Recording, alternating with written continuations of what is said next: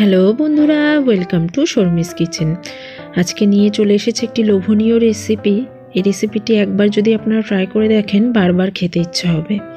কাঁকড়া তো বেশিরভাগ মানুষেরই প্রিয়, আমারও ভীষণ প্রিয়। তো যাই হোক, বাজার থেকে কাঁকড়াটা কেটে আনা হয়েছিল, পরিষ্কার করে ধুয়ে টুয়ে রেখে দিয়েছিলাম। তো কাঁকড়ার ঝাল তৈরি করার জন্য এখানে আমি কড়াইতে সাদা তেল দিয়ে দিয়েছি, ফোড়নে দিয়ে দিচ্ছি জিরে আর মৌরি, আর কারি পাতা ফোড়ন দিয়ে দিচ্ছি, আর দিয়ে দিচ্ছি অনেকটা পরিমাণে পেঁয়াজ কুচি।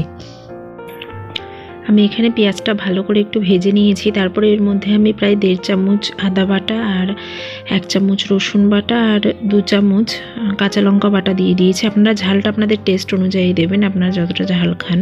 তো ভালো করে কষিয়ে নেব। তারপরে এর মধ্যে আমি একটা টমেটো কুচি করে নিয়েছি, সেটা দিয়ে দিচ্ছি, দিয়ে ভালো করে কষিয়ে নেব।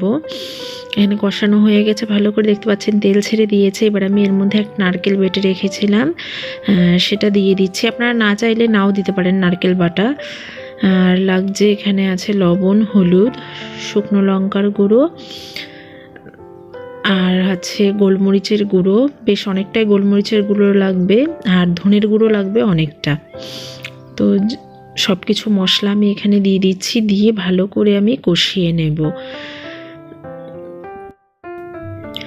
এখানে আমি কালারের জন্য দিয়ে দিচ্ছি কাশ্মীরি লঙ্কার গুঁড়ো। আপনারা না চাইলে নাও দিতে পারেন, তবে কাশ্মীরি লঙ্কার গুঁড়োটা দিলে কালারটা খুব ভালো আসবে। এবার আমি মশলাটা ভালো করে কষিয়ে নেব।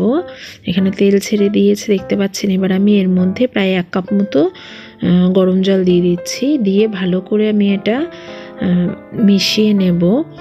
একটু ফুটে আসা পর্যন্ত অপেক্ষা করব। ঝোলটা আপনারা যেরকম খাবেন সেই অনুযায়ী দেবেন। আমি একটু শুকনো শুকনো রান্না করব। তো যাই হোক, এই যে দেখতে পাচ্ছেন কাঁকড়াটা আমি ধুয়ে রেখেছিলাম, আবারও ধুয়ে আবার এর মধ্যে কাঁকড়াটা দিয়ে দিচ্ছি আমি মশলার মধ্যে, দিয়ে ভালো করে মিশিয়ে আমি এটা ঢেকে দিয়ে গ্যাসটা মিডিয়ামে রেখে প্রায় 10 মিনিট মতো রান্না করে নেব।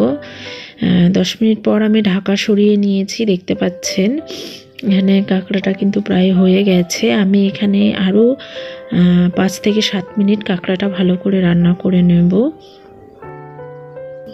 এই যে দেখতে পাচ্ছেন কাঁকড়াটা প্রায় এখানে ঝোলটা টেনে এসছে। এবার আমি এর মধ্যে পরিমাণ মতো ধনেপাতা কুচি দিয়ে দিচ্ছি, দিয়ে ভালো করে মিশিয়ে নেব।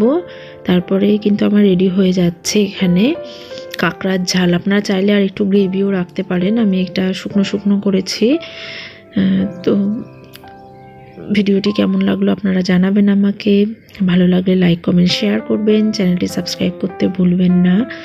আমার ফেসবুক পেজ আর ইনস্টাগ্রাম ফলো করে দেবেন।